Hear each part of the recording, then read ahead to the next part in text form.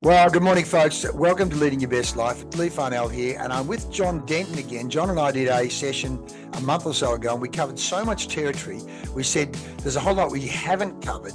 We want to talk about that today. So, John, welcome back, mate. Yep, thank you, Leigh. It's great to be back. Right. How's life been for you in the last couple of months? Keeping you busy? You got your clients, so you're out busy this morning as well at meetings. You just don't stop.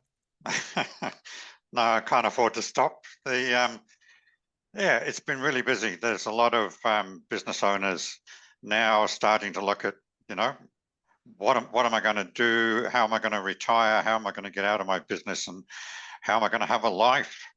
Particularly the more mature age business owners. And the economy is getting tighter. There's a whole lot of pressures on small business owners at the moment. And so, they're looking at their options.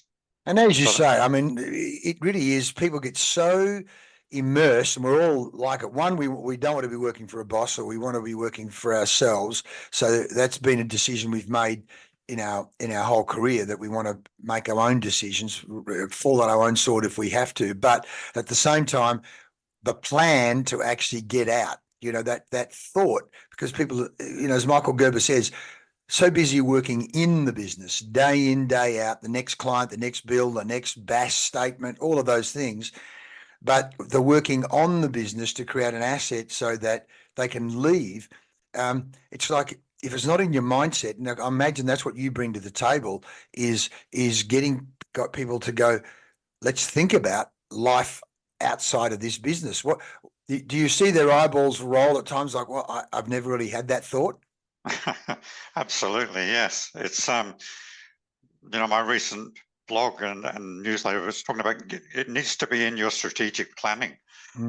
Because otherwise I get these too late calls, what I call too late calls. Yeah, it's where suddenly an owner has to sell, or they suddenly decided that it's time to retire, or worse still, they're already started on the sale process, and it's like a ski jump. Once you get on the thing, it's difficult to stop. But if you're not prepared, you're probably going to have a crash landing at the bottom. I mean, I was recently contacted by a business owner that have had the business on the market for 2 years. They reduced the price quite dramatically in January this year. They still haven't sold the business. And having had a quick look at it for them, it's just that lack of preparation and thought beforehand. So, and that's a very common thing. Yeah. And we talked about this in our last podcast, folks. You really should take a listen to that last one.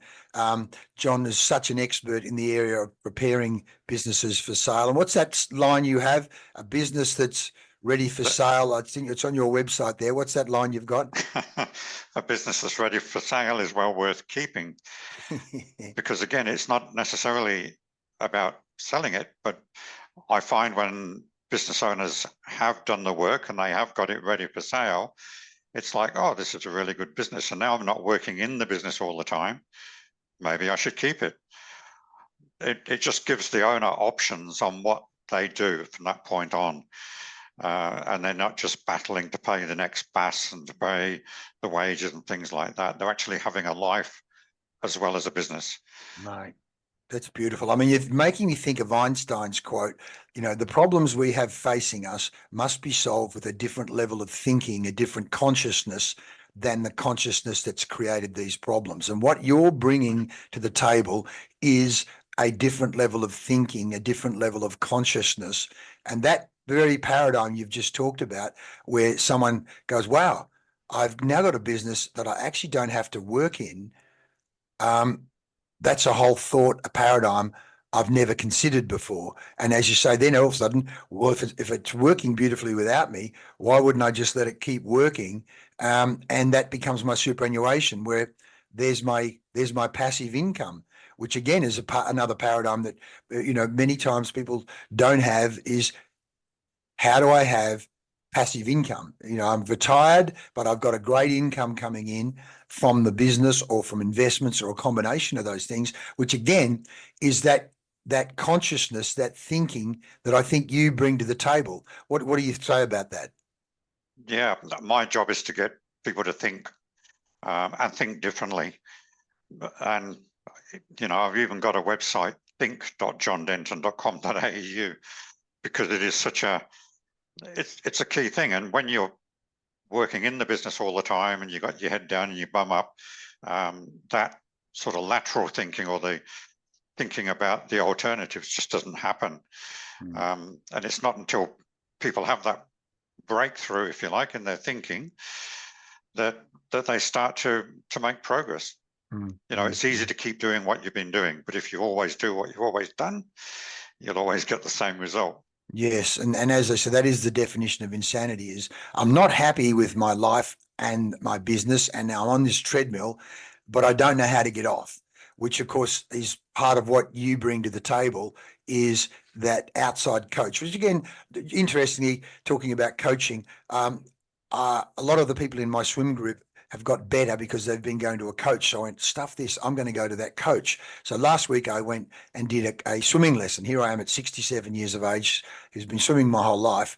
I go to the swim coach and she's changed my hip rolls. She's changed my rotation. She's changed. I went, what the hell? How good is this? But it's like, who coaches the coach? And if you don't take that time out to get a coach to do just what you're doing, and in here, it's not just, improve your swimming style and so you can swim to Rottnest. Here, we're talking about how you're going to spend the last 10, 20, or 30 years of your life in comfort and pleasure and joy and lack of stress, or are you going to be on a treadmill feeling like you're in a prison up until the day you die? And these are choices. And again, it's people having the courage, and I'm talking to myself at the same time, is are you willing to invest some time and money in yourself and your future, or even better to say, how much is your future worth? Is it worth investing in? What are your thoughts on that? Yeah, absolutely. I mean, one of my favorite, so I've got lots of them, little sayings is, a fish can't see water. Mm. And it's the same with business owners in businesses. They just can't see things from that outside perspective. Yes, I mean, it's the same with, that's what a coach does. They're standing outside of you and showing you what they're seeing and giving you that different perspective on things. I mean, it's just so valuable. Like it happens in sport, it happens in business, it happens in life. If you don't take that step of getting someone external to have a look, then yeah, a fish can't see the water. You can't see the wood for the trees, whatever metaphor you want to use. It's insanity. It's insanity, but you don't know how to get out of it. And Correct. and again, often the coach, I like Sadhguru talking about, when you're going to climb Mount Everest, best go with a guide who's been there before. And in your case, you're the guide who many, many times have taken people through this maze, through this journey to create this entity that then either can be sold or not be sold. But the person doesn't have the knowledge or the skills to do it themselves. Because again, if they had the knowledge and skills to do it themselves, and I'm talking to myself again, if you had the knowledge and skills to do it yourself, you would have already done it. Yeah. Yeah. I mean, I was a business owner in a partnership. We decided it was time to sell the business. We got together with a goal to build it up and sell it. And we put it on the market, but we didn't know what we were doing. And we spent 6 months on a really serious emotional roller coaster, and fortunately didn't sell. And when the last people went away and set up in competition with us, we decided it was time to get help. And that's when we went and got advised to go and see a good business broker. And the business broker told us we were selling it too cheap, put 25% on the price, put us through a process, and it sold. And it was such a big learning that's what I now pass on to business owners. And then, of course, I went broking, and as a business broker, then as well as a coach, and just seeing how little business owners really know about the sale process and how to value a business. That whole thing. You don't know what you don't know. And you may only sell a business once or twice in your whole lifetime. Yes. Yes, it's like saying I'm only going to do one or two golf shots in my lifetime, but I want them both to be perfect to go down the middle. It's not going to work that way. So what you're basically say what you're doing is you're buying the experience of the coach and the broker. So, mate, we covered a lot of that in the previous session, and what we Yeah. want to do. Otherwise, we'll talk about that again today because it is so fascinating. But guys, do check out the previous podcast, and I'll put the link to that in this podcast. But what I wanted to talk about here was one of the things we touched on last time was your sales journey and sales experience and sales process. I wanted to delve down a bit more into that, John, in terms of, mistakes you see people making and some of the things you do that facilitate that is your, I suppose I call it above the water. What are the things you do? But also below the water, what are the things, how you think about the sales process? What are some of the tips or processes that you use that help you and have helped you over the years in terms of your sales process? Yes, selling is an interesting one, isn't it? I think a lot of people as well. I think the art of selling has probably died off a bit. People started to rely too much on the internet, and if I've got a good website, it'll do the selling for me. It's just not the case. And what comes up all the time when I look at businesses is there needs to be a sales process. You know, a documented, structured sales process. I went from engineering into sales. We had that conversation last time, and getting your head around following a process, having a structure to work to, and measuring what you're doing and measuring the results. It's just absolutely critical, and it's so lacking in a lot of businesses.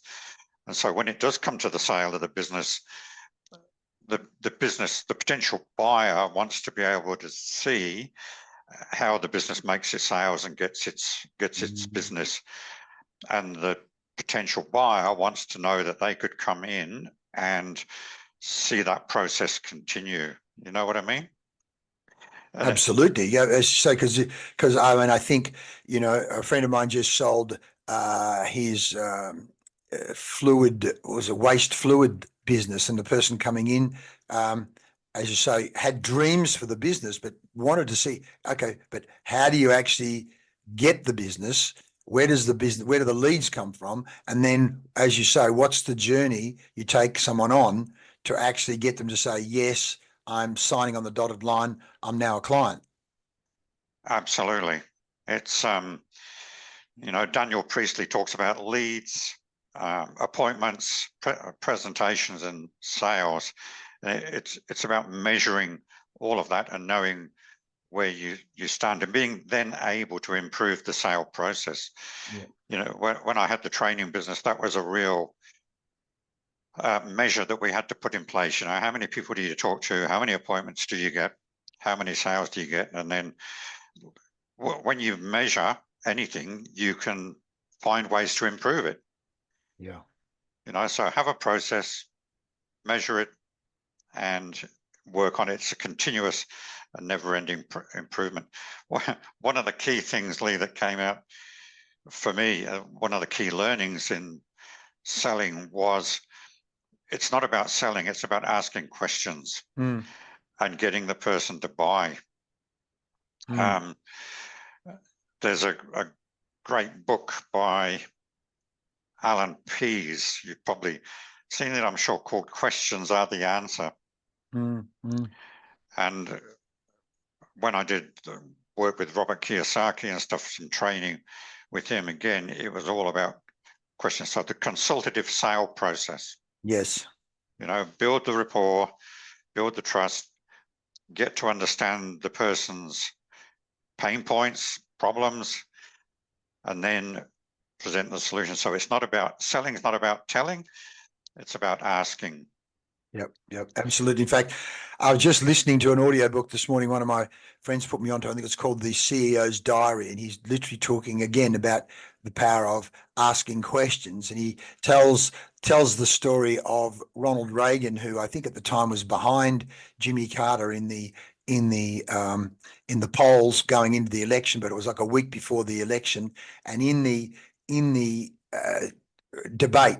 He goes, look, folks, all you need to do is on the day, and I'm paraphrasing Reagan's way of putting it, but you go into the voting booth, and just before you're about to, and this is, of course, NLP would call it an embedded command, because he's literally painting a scenario and giving them an instruction, whether he knew he was doing it or not. But he went, I want you to go sit there with the pencil and go, is it easier to get a job now than it was 4 years ago?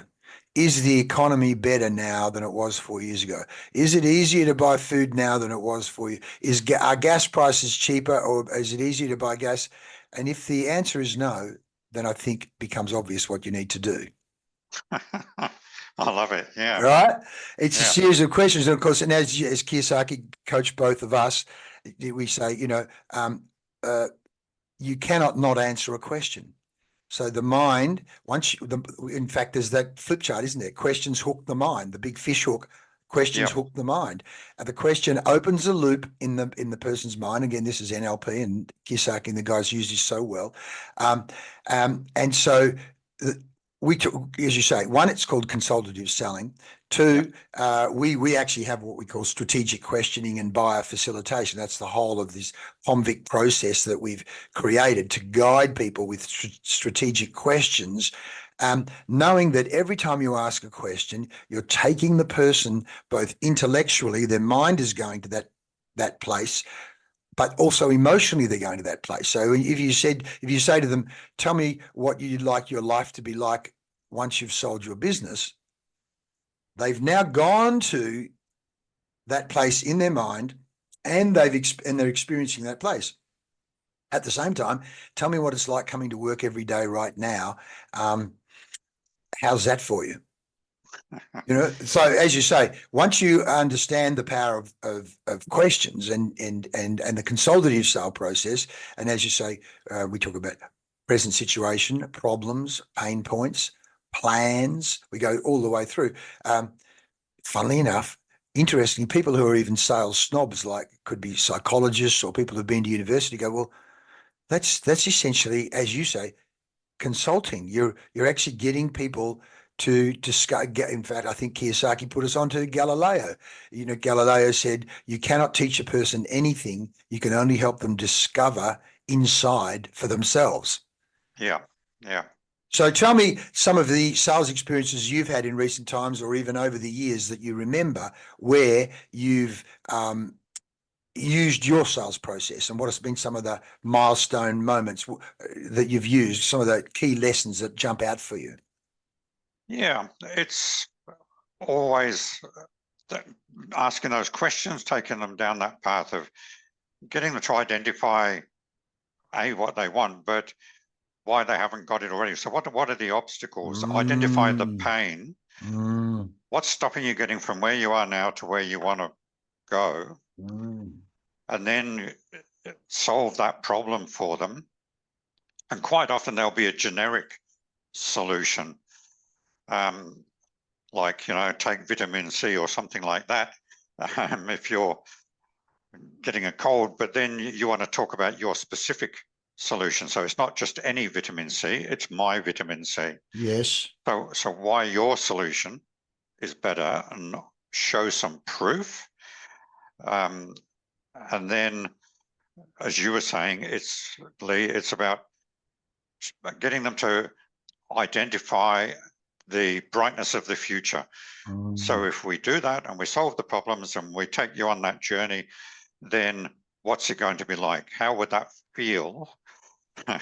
This is an ex-engineer here talking about feelings. Yeah.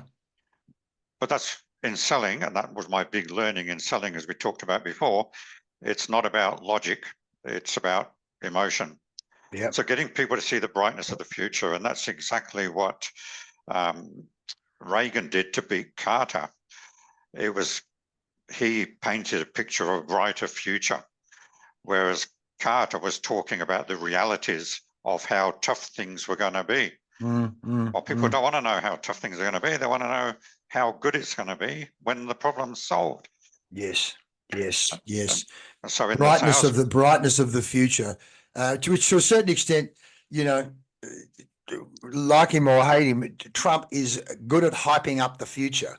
or even worse, talking about how terrible it is now, and only through him will there be a brighter future. In fact, if we don't vote for me, the whole America is finished. It's almost it's fear driven more so than brightness of the future, isn't it? Yeah, absolutely. I mean, fear is it gets people into action, but it's not my favorite No, way of going. Whereas no. the brightness of the future, like with selling your business, you know, and that's what I have to do sometimes to get people. So one business owner I worked with for about 2.5 years before putting the business on the market. And that was because the owner had started the business 20 years prior. And so he had all the expertise about the product. So this was, I just got to be careful what I say, Of course, obviously, but confidentiality. yeah, so he had all the technical knowledge about the business and the products and solutions, but he had all the relationships with the clients, with the suppliers, and it was getting him to see that and see that the business, that he could transfer all of that to someone else in the business, and with some good systems, then he could free himself up from the business, and he could start to, again, the brightness of the future, he could start to have a life and do things. And then in a couple of years' time, yep, we could sell the business and get a good buyer for it. And he was a very coachable person, some I think we talked about this before as well. Some people are coachable and some aren't. Yes. He was very coachable, and yeah, by the end of 2.5 years, he was only going into the business a couple of half days a week, and that was more just to see if everybody was okay. And that business was sold to someone completely outside the industry, because the buyer could see the potential in the business, but could see that the business would run without them having to be the expert or having all those sort of relationships. So, but my job was to sell the owner on taking the step to go down that path. Beautiful, beautiful. I'm going to come back to one of your points here.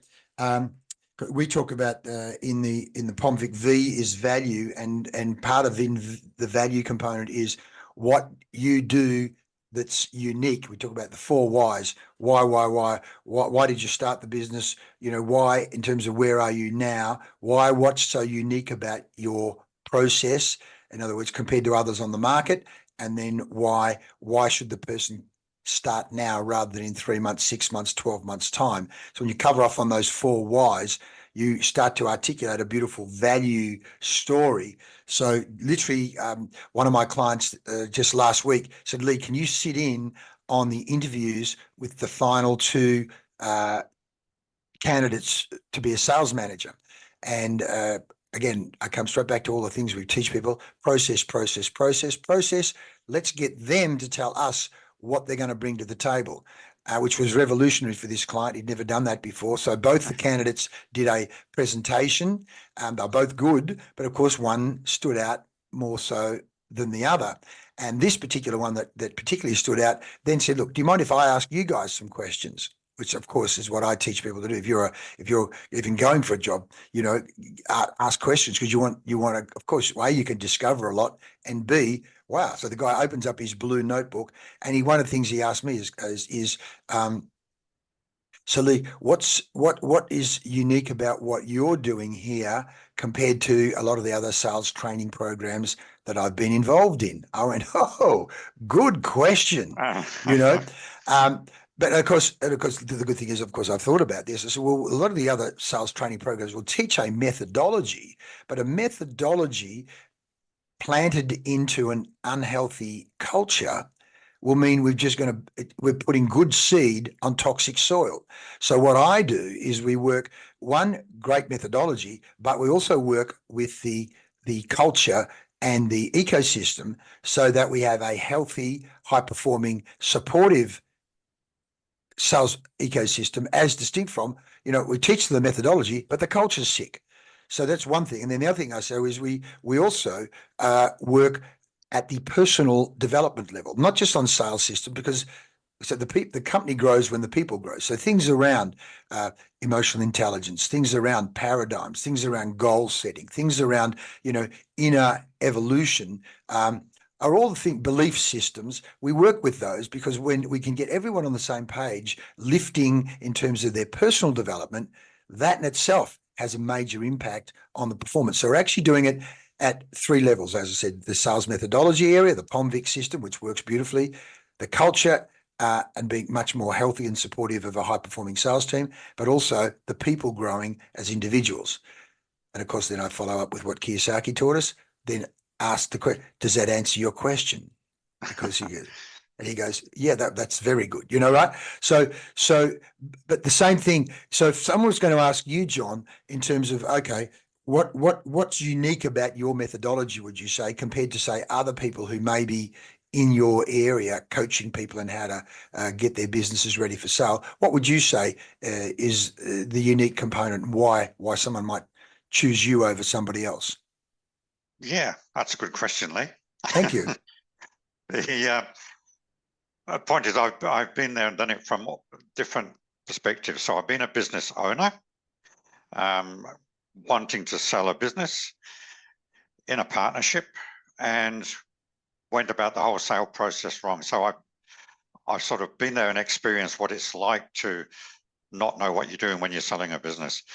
And then, having gone through the process with the broker who sold our business, learned so much from that process. And then I've been out and done business broking as well. So there aren't too many people out there that have been business owners, sold their own business, been business broking, selling other people's businesses, and a whole range of businesses, from motorbike wrecking businesses to kebab businesses to auto service business, a whole raft of different businesses. So I've pretty well seen, I wouldn't say everything, but I've seen a lot of things that can happen when people are trying to sell a business, things that can go wrong, things that can go right. So, there's a lot of coaches and people out there that have learned coaching, and they may have been in business or may have been an accountant, but haven't been through that actual sales process themselves.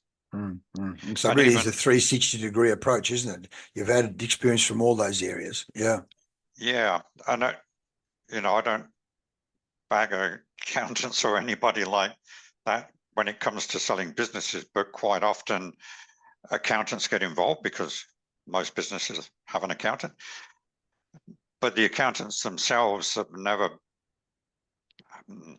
I'm being careful here, Lee, but sold a business, having been a business owner and sold a business. So yes, they understand all the financials. They understand sometimes how businesses are valued and that, but when it comes to the actual selling of it, they haven't been out there on the streets, knocking on doors and finding buyers and negotiating deals, things like that, which I have. So does that answer your question, Lee? Yeah, beautifully done, mate. As you say, is a whole range of levels between the psychological, the emotional, the systems, the sales, and just the experience of, as you say, everything from kebab to all the range of businesses, which reminds me, you mentioned Proof. I was doing some you talked about that, leads, appointments, presentations, sales. I was doing what we call a needs discovery, in fact, a proposal presentation to an accountant the other day. And one of his first questions, or early on in the questions, was, what other accountants have you worked with? People want to know, who like me have you helped? Yes, you've helped all these other people, but who like me have you helped? And that's where your broad range of experience is going to be a pretty good chance you've helped someone either in that industry or with a business very similar to that business, which I think, we do so many things in business. Sometimes you forget the gravitas or the importance of a particular factor. And this factor of, you've done all these other things, mate, but who like me have you helped? And being able to actually articulate the reason why someone should do business with you, so that it fits their world and their reality. What are your thoughts on that? Yeah, absolutely. It's what do you call it? Walking in their moccasins or something. Yeah, yeah. Mm. You know, having been there and experienced it with people like them in their particular industry or something similar, to be able to relate to them Mm. with that experience. I was just trying to think. There's the other thing that comes up quite often is family businesses, Hmm. and I've worked with quite a few family businesses, and when I had the training and development business as well, a lot of our clients were quite large WA-based family businesses. But again, when it comes to, you were talking about culture and that in a family business, um, it can be quite difficult when it comes to sell if there are two or three members in the business. So, Leigh, yeah, I know you work very well on developing cultures, and I don't know if you've got experience with family businesses, but it's getting the family to talk Mm. and actually get Mm. on the same page. Mm. Have you come The across that? dynamics are very complicated, aren't they? Because you have situations like, I'll give an example. One guy running a business, he's inherited the business from his father, and his wife, the guy's wife, says she's not involved directly in the business, but does control all the finances, and in fact is very involved. And so, on the one hand, it's like he runs it, except when I have a decision that needs to be made. And I can see the dynamics are very complicated because as long as it's going along the way she wants it, then that's good. And I can see, well, then there's a son involved as well. And I'm thinking of other family business as well. It's not your normal corporate business, is it? A family business. There's all of those personalities. And as you say, they eat, often they live together, they eat, they may even holiday together. And so to a certain extent, a cough can end up like pneumonia. A small problem becomes a big problem. So tell me, what are some of your secrets in dealing? Because I note one of our points here is family businesses, when the baby boomer wants to retire, but has sons or daughters with different ideas about the future of the business. What has been some of your insights or tips or strategies in that situation? Yeah, tips.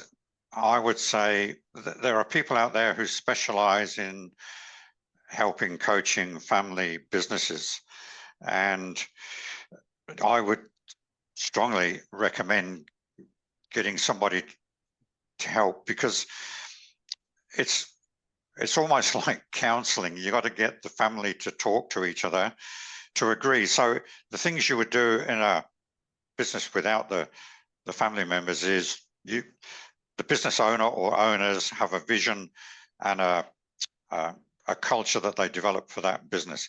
In a family business, it tends to evolve, and it evolves around the family members. And if you don't get them talking about where they're going with the business, getting them all to agree, it's like a partnership, Leigh. Partnerships will work providing the partners have a common goal, a common vision for where the business is going, and agree on that, and work on that, and have the same values. In a family business, because you do have the sometimes, well, generational problems, the youngsters don't want to, they've seen their parents working long hours, building this business up, and now they're going to inherit the business, and they don't necessarily want to be doing the long hours and having the same sort of life that their parents have had. But so, Leigh, it's all about getting that conversation going. Yeah. And I like to not get involved in those sort of conversations. So my Well, at least you know what you advice, don't. At least you know what you don't like doing. Right. So, exactly, and there are people out there who specialize in doing that yep. kind of consulting, if you like, that kind of coaching. So my advice is always to do that, and it's getting them to think about maybe getting some of the family members to to leave the business and replace them before selling it, because it does make the business more difficult to sell, less attractive if there are 2 or 3 or more family members in the business, because it doesn't matter how much you try to convince a potential buyer. No, the son and the daughter will stay in the business and everything else and stuff. But in the buyer's mind, it's, oh yeah, sure, but as soon as the business is sold, are they really going to stay? And particularly if you've got multiple owners in the family, that it becomes a difficult one. So it's my job is to open up the eyes for the owner or owners that this is going to be a challenge. Now let's work out how we're going to address that challenge. What would the family members like to do after the sale? So it's about having conversations. And if it's not going to look like an easy job, then I'll refer them to an expert on that.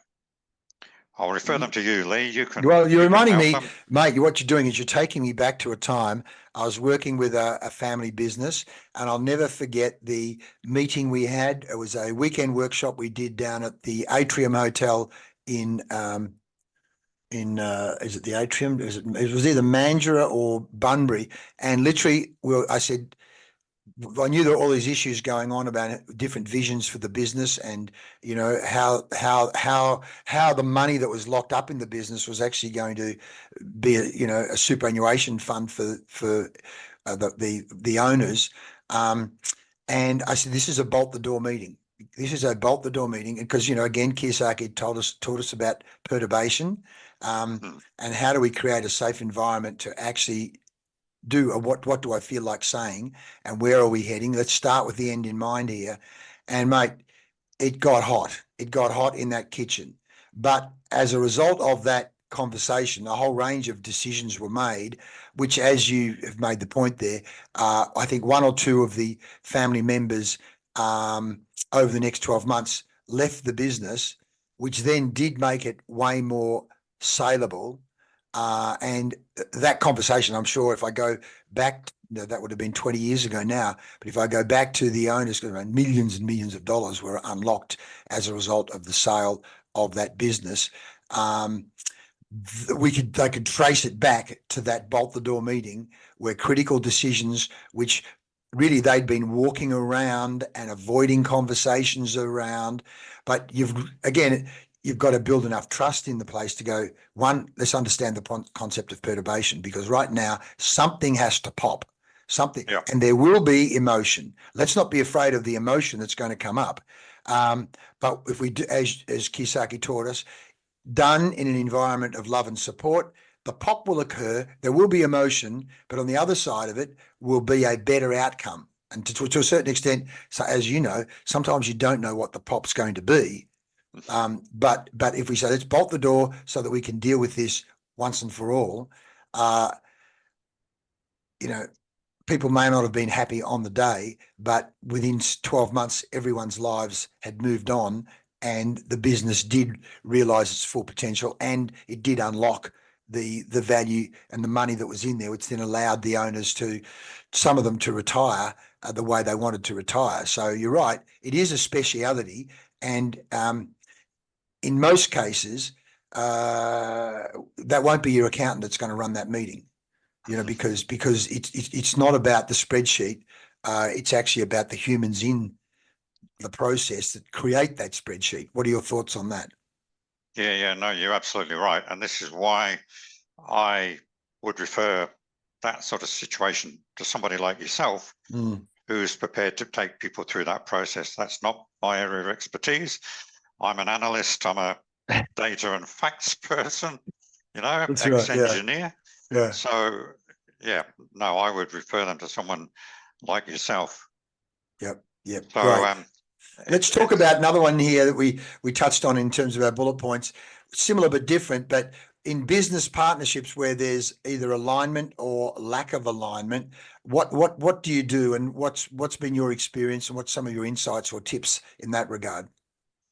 Yeah, well, it's exactly the same as the family business situation, Leigh, that the conversations need to be had. I find I love doing strategic planning exercises with businesses. Mm-hmm. So let's have a look. And when there's a partnership, is getting them to think about what's the business going to look like when it's finished or running perfectly or ready for sale. What is the finish point? What's the end game? And this is such a critical thing to do, I find, with partners, is to get them to have that conversation. And sometimes you even need to have it individually, because sometimes people will say things just because they think it's what the other person wants to hear. You know, and I've seen a couple of partnerships recently break up because when I started them down that 2 to 3 year strategic planning process, it became evident fairly early that the partners had a different vision of what the business would look like in 2 or 3 years' time, and what they wanted to get out of it. So whether it's family or whether it's partners are like family, you know. So the secret to success in a partnership is getting total agreement on why are we in this business, what's the end point, what do we want out of it at the end, and having a good set of common values so that the culture and the value set is in place. All the partners are bought into that, and that everybody understands what the other person wants out of it.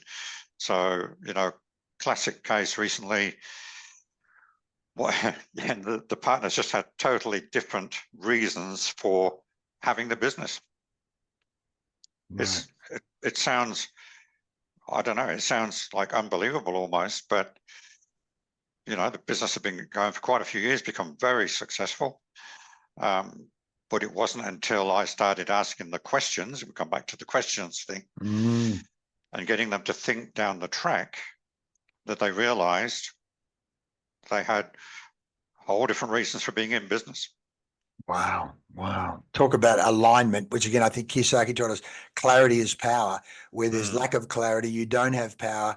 And by asking those questions, you're helping to establish the clarity so we can actually all get on the same page. Or as again, we learned from Kiyosaki, synergy, synchronized energy. How do we have alignment of energy, synchronized energy versus asynchronous energy? And essentially that's what we're talking about, is it? Talk about engineering, the waveform. You want the wave moving in the same, as close as possible in alignment versus crash, and then wondering why you're not making progress. Yeah, that's exactly right. Right. Unbelievable. So as you say, and it starts, as you say, with strategic planning, but I love those questions. What's the business look like when it's finished? What's the business look like when it's running perfectly? What's the end game here? What do you personally want out of this? Boy, oh boy, as you say, which is so, as I've learned over the years, it's so easy to jump into a business partnership with someone and up you get, off you go, running around doing things. And then it's down the track. You go, hang on, this guy has different values than me. What he considers truth, I don't consider truth. What he considers good behavior or friendly behavior or business behavior, I don't consider friendly or good business behavior. You know, what I consider to be a way of solving a problem, he doesn't consider, or she doesn't consider it a way of resolving a problem, whether it be avoiding the problem or just insulting the person into some kind of conversation. Because as soon as you put, and again coming back to the family business or any business, as soon as it's personality dependent, or even worse, where personality dominates, particularly in a very unhealthy way, now you've got asynchronous, now you've got toxicity. And one, it's not fun. In fact, this is a question I asked myself. One of my friends, who's a brand strategist, and we're talking about brand energy, in the conversations we were doing in a series of workshops, it got down to, is there flow? What's the flow in the business partnership? Well, there is no flow. If anything, we're swimming against the current with each other. You know, our finances. Are we making money? No, we're not making much money out of this at all. And is it any fun? Well, it's like if it's not fun and there's no real financial reward and there's no flow, what the hell are you doing in it? And as you said before, if a person's not coachable, and again, within the context of the relationship, are there open coaching two-way dialogues, or is it an ego fight or clash? Well, they're not coachable. They're not going to take feedback. The power structure's all wrong. Well, good night, sweetheart. It's got to be over. You know, one, it's no Yeah. good for your health, and two, it's no good for your finances. So, or your life. So, what are you doing in it? So, you getting in there with the strategic planning and hopefully ironing out small wrinkles as distinct from big wrinkles. Although sometimes, if the small wrinkles have gone on long enough, they are big. They are big wrinkles. Yeah, I'm sure you've had that over the years, have you, John? Yeah. There's it starts off being small differences, but then when you start to get that clarity by asking the questions and getting people to articulate these things, that's when you see the differences. That's when you see the gaps opening up. Yeah. And you start to realize that this is really not going to work. And the other thing is assumptions, Leigh.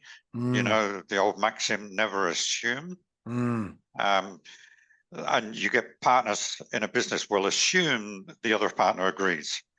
They assume the other partner wants this outcome, and they never ask each other the question. Yeah. You know, it's not until somebody like I come in or you come in and start to question them that clarity starts to come through. Yes. And the sooner they get that clarity, the better. Yeah. And even assume, you know, I assume when I'm doing a business ready for sale assessment for a business owner that at some point they're going to want to sell the business. Now, I was given a little bit of a sort of a wake-up call on that one recently, where after quite a period of time working with them, the owners said, well, actually, we were thinking we might want to pass this business on to our employees, or we might even want to turn it into a co-op, which is a whole different ball game. Yeah. To selling the business. You know, now I just assumed that, well, at some point they're going to want to sell the business. Yeah. No, we'd like to get, you know, suppliers and clients, people involved to buy in and maybe turn it into a co-op. Wow. Well, that changes the whole Absolutely. thinking. Changes the whole ball game, which again is why you want to do that strategic planning part of your process to go, well, what does the business look like when it's finished or when it's ready for sale, et cetera, et cetera. Yeah. Yeah. And what do you want out of it down the track?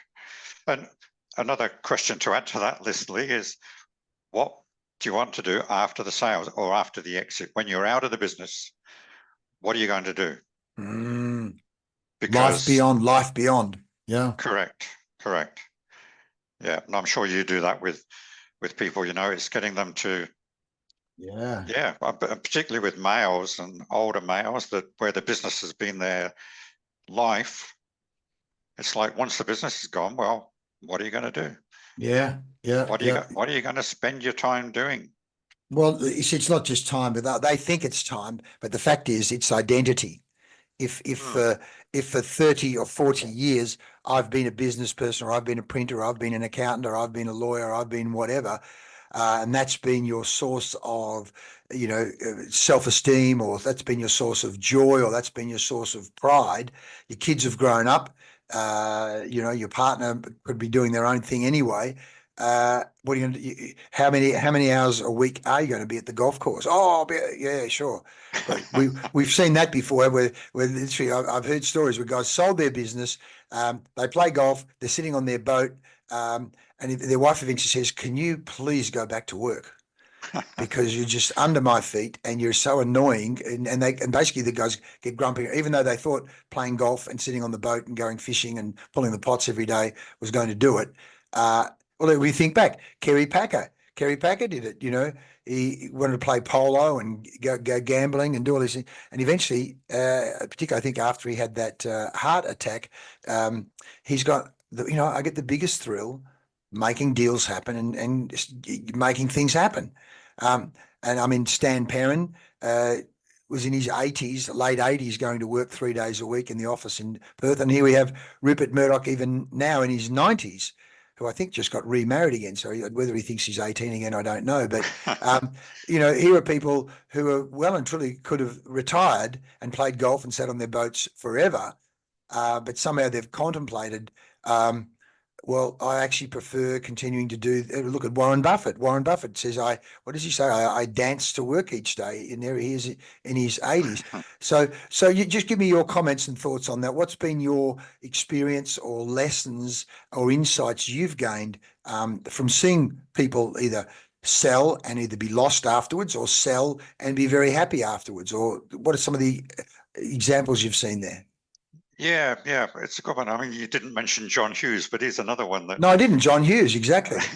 Yeah. Yeah, being a local example.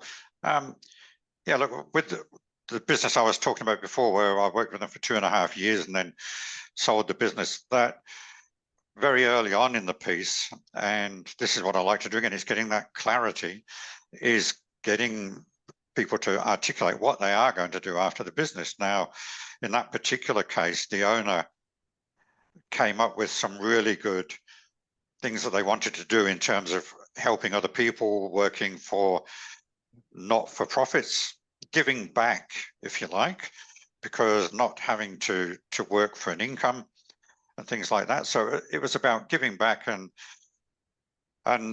yeah, not-for-profits. And having caught up with that owner recently, that's exactly what he's done. And it's fulfilling, giving him a fulfilled retirement. It's helping other people. There's all sorts of examples. I can also, when I was broking, it wasn't a client of mine, but a client of one of the other brokers. It got to the point of a sale for this particular lady, and she got the broker to get her out of the sale agreement, which can be quite hard to do, because she couldn't give up her baby. She didn't know what was going to happen afterwards. And in fact, that happened twice with that same person. It seems incredible, but they just couldn't let go in the end. Yeah. Because, I always say, you've got to retire to something, not from something. Oh, nice. Retire to. Absolutely.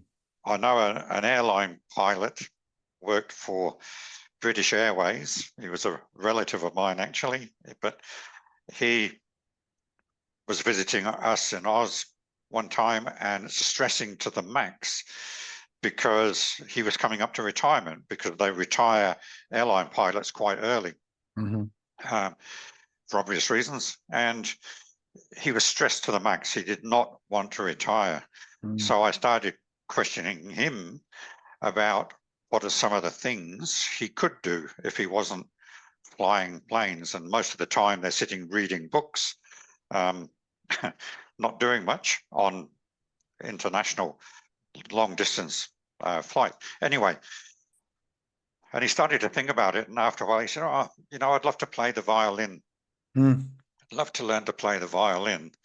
And I don't know if it was golf or tennis he wanted to take up. And then he had another thought, and he said, I could start a flying training school. He said, with all the experience I've got, he said, I could maybe go and work for a flying training school and then start my own and everything else. Anyway, by the time they left us, he was now looking forward to retirement. Oh, mate, nice. So I'm taking a little bit of credit for that, but it really highlighted to me how that change of mindset from retiring from something to retiring to something is just absolutely critical. And I see it all the time with business owners, the mature age business owners, is so when I start the process with them of like doing the business ready for sale assessment, one of my questions on my questionnaire is, what do you want to do after your exit? and start the thinking process again. It's getting people to think. It's not Because- rocket science, Leigh. It's just getting people to think. No, exactly. Because if they only got now I've sold it, now what? It's like wow. I mean, literally, as we was talking, I was on a phone this morning. My best man from my wedding, Max Jan. Jan sold their financial planning business in Geelong. They've been to Europe a few times. They're up in the northern part of Australia at the moment, so they're still in the kind of travel after sale phase. And another friend of mine, Michael, is in Europe right now. He sold his business, and he's in the travel after sale. But it's like, okay, when I've done the travel, what next? When I've done the trip around Australia, when I've done the trip to Europe, what next? And so I think that's a super important point in terms of what am I retiring? What am I retiring to? John, I'm conscious of the time, mate. I'm going to go through my notes here. In fact, I'm just going to go through the notes. There's so many great points we've got in no particular order here. The two late calls you've talked about, the importance of strategic planning. What's the business look like when it's finished? What's it look like when it's running perfectly? What's the end game? What's this one? Oh, the brightness of the future. Again, we've talked so much about the power of questions and that consultative sales process, asking questions around how will that feel for you? You talked about the importance of a structured, documented sales process that you can also measuring number of leads, measuring appointments, measuring presentations, measuring the actual conversion, and even things like, as you say, how many people have you spoken to this week? As Tom Hopkins talks about getting belly to belly. Alan Peace, questions are the answer. And the important point of be coachable, be coachable. You talked about your specific solution, why it's so unique, and then the proof of stories. You've got story after story, which is so important. People having, we call it strategic storytelling, strategic proof. The importance, and as you say, family businesses and the unique challenges that go on in those family businesses, and the importance of that conversation, folks. Where do we want this to go? What do you want out of it personally?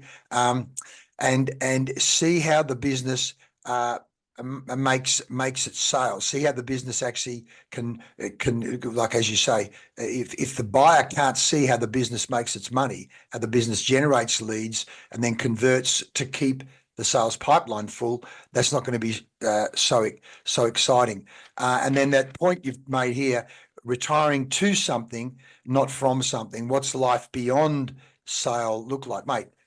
There's a wealth of fantastic points there. Is there anything we haven't spoken about that you'd like to talk about before we wrap up this interview? I think the point I'd want to make with business owners is start thinking about it now. Yes. Start early. I can't remember who the famous person was now, whether it was Ford or somebody said, thinking is the hardest work there is, which is why so few people do it. I'm sorry, I can't remember who it was who said that, but because the brain tends to take the easy route, so all the subconscious habits that we've built up in our mind will take over. It's autopilot, so to take that conscious decision to have a different thought is hard work. And it means starting with the question, as you said, the power of the question. What does the business look like when it's finished? What does the business look like when it's running perfectly? Henry Ford also said, whether you think you can or whether you think you can't, it doesn't matter. Either way, you're right. Either way, you're right. And so here, whether you think about the business being finished and running perfectly or don't, either way, you're going to have an outcome. Best you plan it and think about it. And as you say, the brightness of the future. What does a bright future look like beyond you being in this business? At least spend some time meditating and contemplating that possibility. And don't start the sale process until you are absolutely ready. A, the business is ready, and B, you are mentally ready. And that's where my business ready for sale assessment comes in. Yes. Is to go through that. Let's have a look at it before you start the process. Well, there it is there. That's your side. There it is. Will your business sell? Free assessment. There it is. How to sell a business and keep it ready for sale. A business that's ready for sale is well worth keeping. So that's how they get hold of you, John, isn't it? Absolutely. johndenton.com.au. And there it is, a fantastic website. Will work with me if beautiful, mate. That's beautiful. So many great points there. So, folks, that's how you get on. I don't know when that photo was taken, but you've got to thank that photographer. Good work, buds. Yeah, there it is. There, Paul Richardson. Well done, Paul. You've made him look young, fit, handsome, vibrant. That's a very good photo, mate. I like that. You pay him again. That's a good job. There it is. No obligation chat, audit, and plan of that, mate. Beautiful, great website. Gee, that's very good, very good. Folks, so there it is, John. What a fantastic time we've had. I bet we'll come up with other ideas again as to why we should keep talking, mate. But I do thank you for your time this morning. So many great points. And folks, touch base with John if you, well, as you said, start now. I'm not saying, I was going to say touch base if you're thinking of selling. No, touch base, because one day you will want to sell. And the point being, if you can't sell it, it's not a business, it's just an income and possibly even a prison. What are your thoughts on that, John? Yeah, absolutely. Don't get trapped in the business. Be in control. And remember, a business that's ready for sale is well worth keeping. Oh, mate, I love the way you do. This guy's a professional, folks. John, thanks for your time again, mate. And I look forward to seeing you very soon again. All the best. Yeah, thank you, Leigh. Pleasure, Talk mate. soon. Pleasure, Bye. mate. Bye.